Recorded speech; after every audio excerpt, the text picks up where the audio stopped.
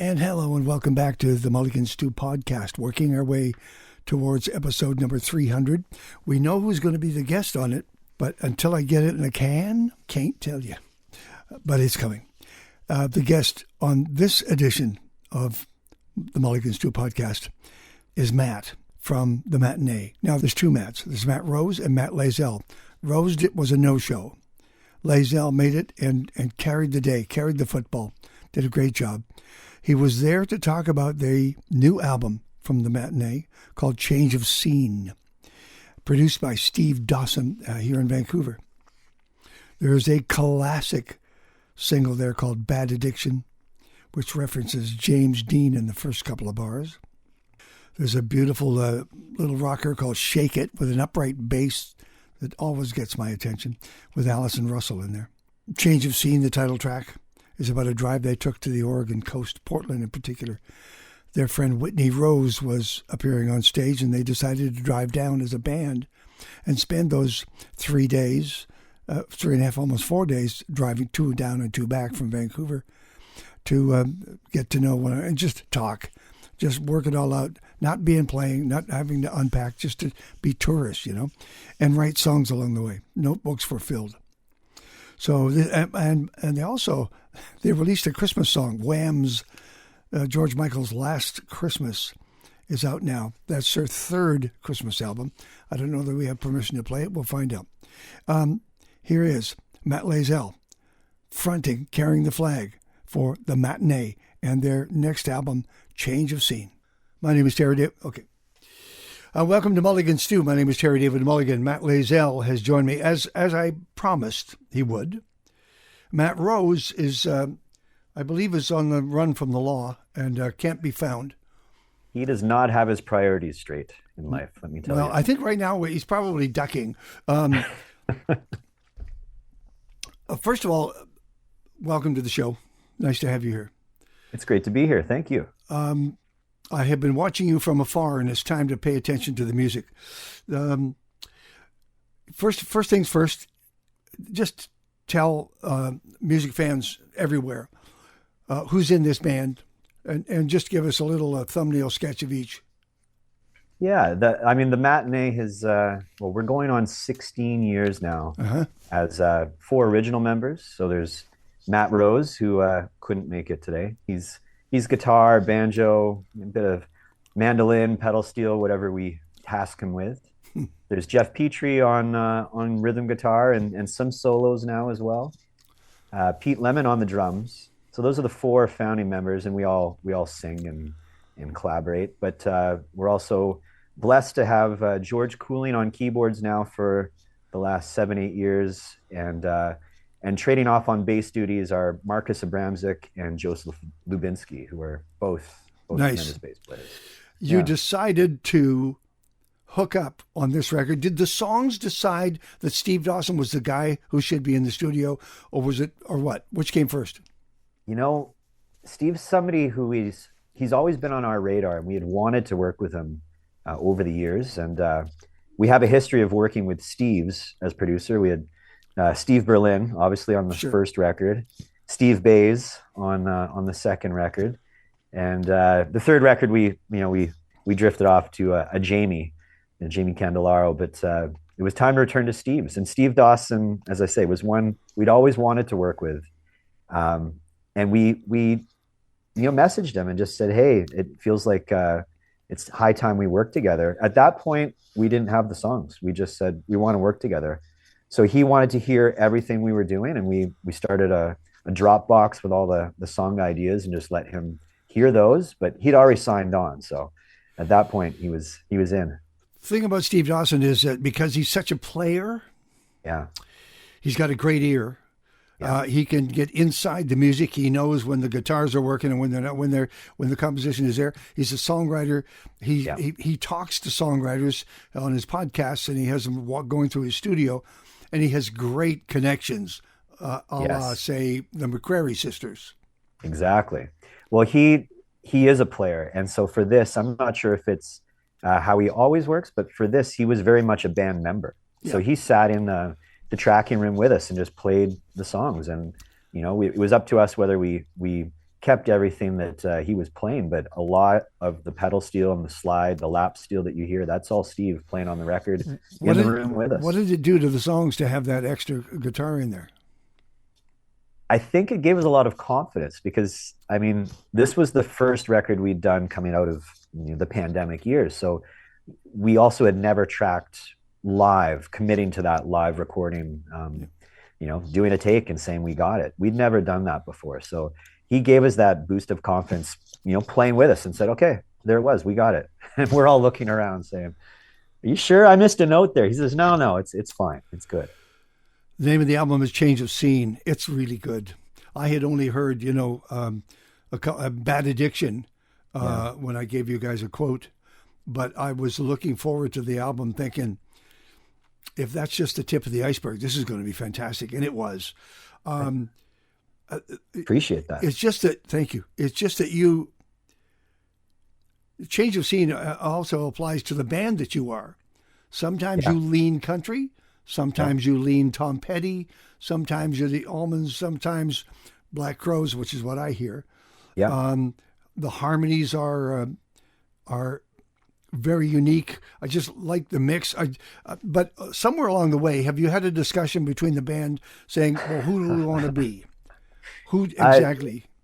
I think the discussion has been, why haven't we committed to one song, one sound, and just stuck with it sometimes, because it's frustrating for the industry when they're trying to pigeonhole you.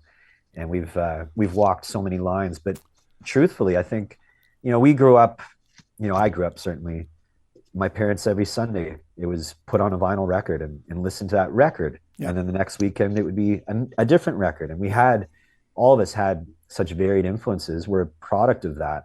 I don't think any of us identify as just a country rock band or a bluesy rock band. Matt, you think about the CKUA, for example, on a Saturday, it's wide cut country, and then it's Leroy Stagger, right? Yeah. A wild mix of music for the next couple of hours. Then it's the blues show with Holger Peterson. Yeah. He's been doing that for 150 years. And then there's the stew and on into an R&B night. That's how music should roll out. That's why CKUA is so popular. Yeah, and I think, as an artist, I get bored if I'm listening to, an album or an artist that just does the same thing over and over again. I can still enjoy that group, that, a few of their songs, but I like the fact that we challenge ourselves to try, different things and not be shy to try different sounds as well. It's been part of our growth. Okay, we're going to talk to a couple of tracks here with Matt Layzell from the Matinee. Steve Dawson produced at the Armory Studios in Vancouver. Matt Rose is, I believe, has been pulled over for a speeding ticket and will not with us today. The first track that you guys laid on me was "Bad Addiction," which had a James Dean reference in it. That's what I remember. That stood out. I don't think I heard. I don't know if the McCrarys were in there or not, but I just was blown away by it. Were they a late addition, or were there always going to be counter voices? Well, I mean, when we did the record, we finished the song. We obviously played it live and finished the song, and we were sitting there saying, this song, it's got a bit of that soul leaning tendency. It could really benefit from another voice on there. And Steve, as you mentioned, he has the connections. He said, without a doubt, I have a few options for you. He said the McCrary sisters, and he also mentioned a few other names that I don't know if I should say, but when he said, let me just try the McCrary sisters out on this. It's three sisters around one microphone. That's right. And I'm sure they took one pass and nailed it. Piece of cake. Piece of cake for them. Yeah. I like the fact that all four members are in the songwriting credits. I like that a lot. It means everything in this very conflicted songwriting cage match where everybody's watching for their points. I like the fact that all four names are there. But somebody has to bring songs in. Which ones did you bring in? Wow. I mean, you put me on the spot there. I mean, I brought in Bad Addiction. Right. That one, that was me fiddling around with a ukulele, and I spent a night going down the rabbit hole of James Dean, and just learning a bit more about his really short career, but prolific Oh, he burned bright. He burned bright. legend. He really did. Exactly. But you feared for him because you thought, wow, he goes some dark place. He comes from some dark places. Exactly. How about Road to Hell, which sounds as I made the Petty reference, but that's what it sounds Yeah. like. Yeah. So that was a Matt Rose tune that he brought in, and I think he basically had a verse, chorus, and that was a late addition. He brought that to the Armory. We hadn't even really played around with it too much. So I got my hands on it and added another verse and the bridge, and we just went in and took it for a drive. The first time it felt like this is a good tune. It's got good felt it. bones. It's got good bones, is what it Yeah. has. Another one is a Shake It. I knew I was going to like it just from the title, but Yeah. who's playing the upright bass? So that's Joseph Lubinski on the bass on that track. Nice. Yeah. I like Yeah, that. he did a great job in the studio. And is that He, did you come in with that song? well, so that's actually a tune Matt Rose had, but Okay. lyrically it was much different. So he brought it in, and then again I kind of put my twist on it, and changed up a bit of the melody, but again, it didn't take much, and we all kind of thought, hey, this is going to be a fun one. And whose idea was it to invite Allison Russell to join you? Well, that was Steve Dawson. So Steve, again, after we finished that song, he said, again, this could benefit from another voice. And that one, he'd actually suggested Amy Helm as well. And I'll be honest, I was pretty excited by the fact of maybe having Amy sing on that track. Obviously, our love of her father, the band, and that Sure. history there. But Steve was kind of pushing. He said, nobody is hotter than Allison right now in the world that you want to be in. True. And she hadn't even been, nominated for Grammys at that point. He had an inkling that she was on the right path, and he was right. So that came about. I think it would have cost us a lot more money to have Allison work on it now. Matt Layzell, give me the story behind a change of scene. Actually, I think it's tied to. It may be tied to train rolls on. Yeah. Change of scene. Usually, it means I need to change. I need to get away from this relationship, or I need to just change up what I'm doing. I'm going through the motions of what is Yeah. called a life. What set it in motion?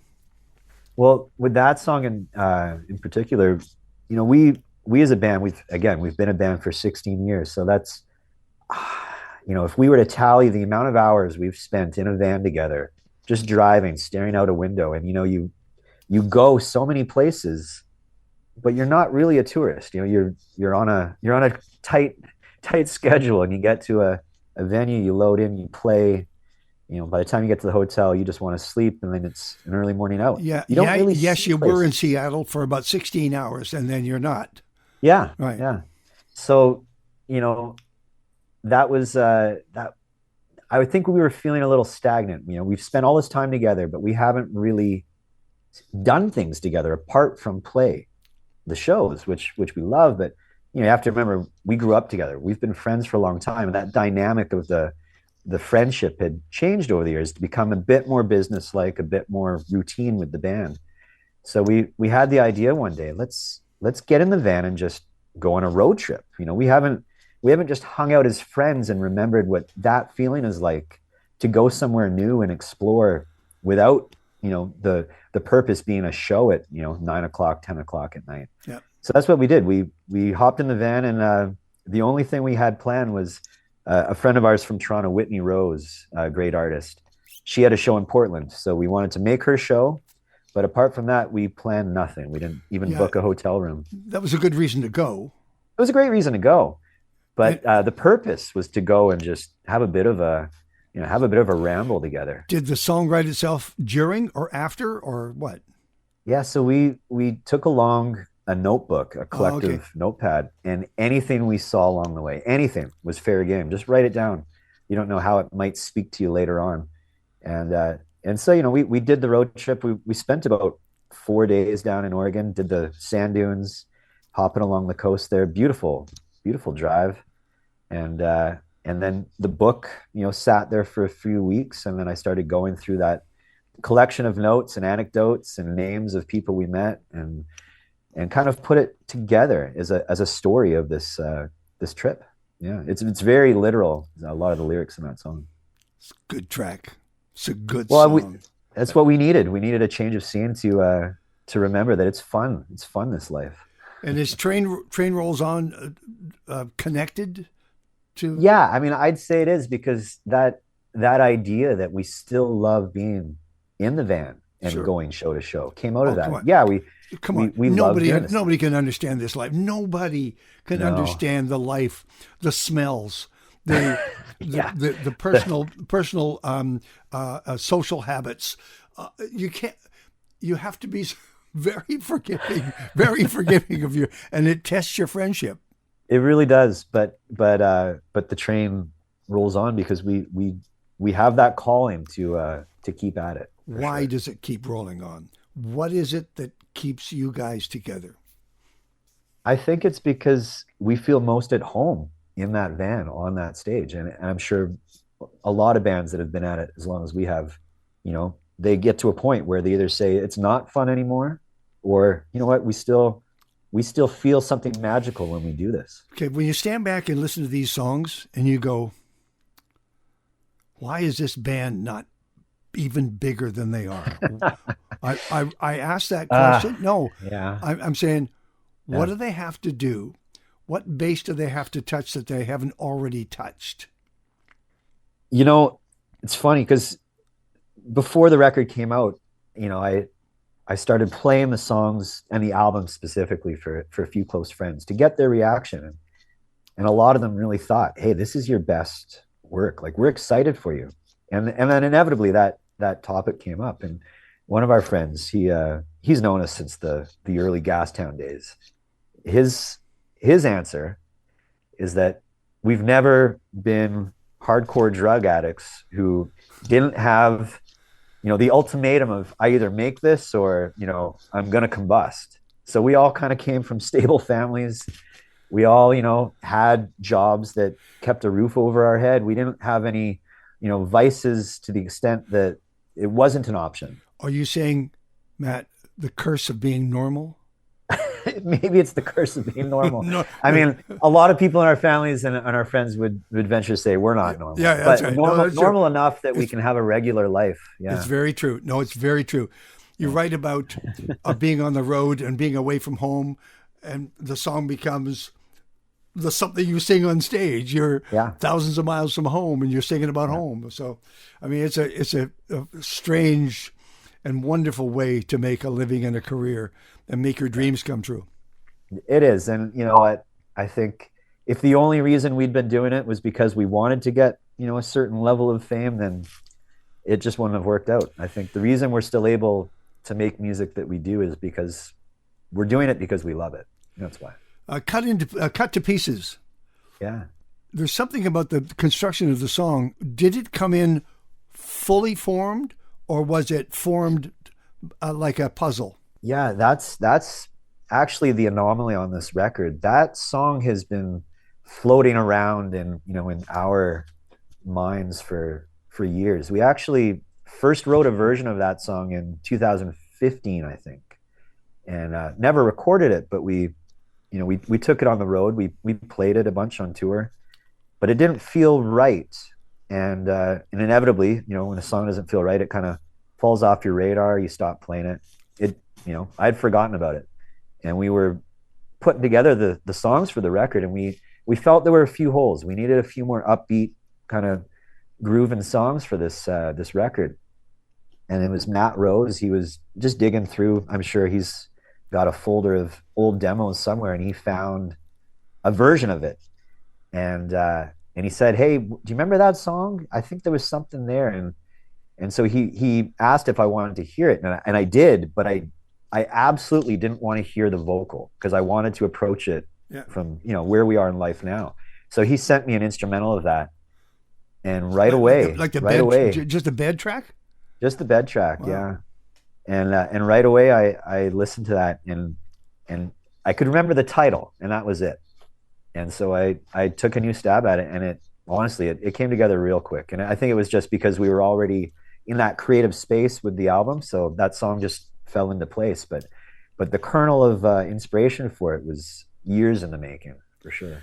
If only Matt Rose were here to add color to that story, or call me out on the truth of it. Yeah. All right. I've got 2 Christmas songs on record for you. 2. I got the new one. The Wham hit, the George Michael hit Last Christmas, which just came out. Yes. Okay. Yeah. And the other one is a Star Wars Christmas from 2017. There's actually a third. We did one way back. I'm going to say it was 2012, called My Gift. Okay. Which I think is a beautiful Christmas song. Why are you a Christmas band?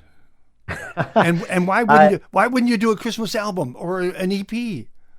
That's a good question. When we were on Light Organ Records, they do a great Christmas compilation every year with their artists. So the first one, My Gift, was a part of, they just asked us to write a song.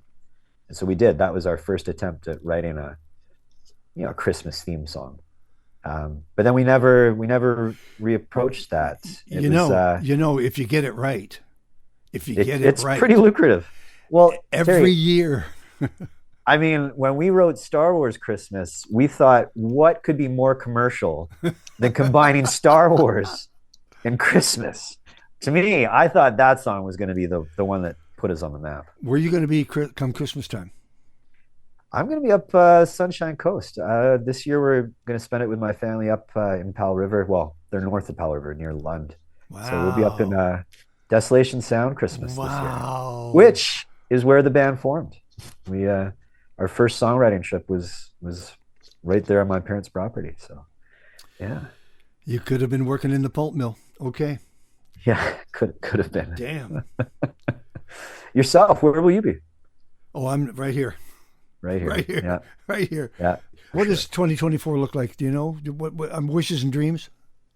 Wishes and dreams for sure, but we're working on a bunch of kind of late winter, early spring dates. We've been developing a circuit where we go through Alberta, down through Montana, back up to Vancouver as well. So I'm sure we'll be returning there. Do you adjust to the market? Do you if the market wants to hear the country do you lean that way? No, I don't think we lean that way. We will pick and choose from our repertoire the songs that we feel will go over. Sure. But I don't think we cater. I think we stick to what we do. But we've become good at reading the audience and what they're connecting. That's what I was going to say. How about if 3, 4, 5 songs in, you get a sense that the room wants to rock, or the room is a country bar. All of a sudden, can you tap dance and adjust? Oh yeah, no, we've been alive. Anybody that's been a live band for that long, it's sink or swim. Sometimes you have to. Hell yes. You have to know they'll eat you alive if you don't. So, no. The only thing is we won't cater to the eternal requests for Freebirds. That's something we did once. We did once in Toronto at the Dakota. We did once, and never again. Thank you for this music, and I, for one, I don't want you guys to beat yourself into a pulp. I want you to find the audience yet to be found. And I want you to ride off into the sunset is what I want the Matinee to do. Well, I can tell you, Terry, this record and the response, at least, to the people that have been able to hear it, has been reinvigorating for us. And so that van will, that train, that van, it'll keep rolling on for us for sure. Thank you, man. Thank you. Thank you so much. And say hello to, what's his name again? Matthew Rose. Rosie. I'll go bail him out now. Thank you, Matt. I appreciate it very much. Yeah, thank you.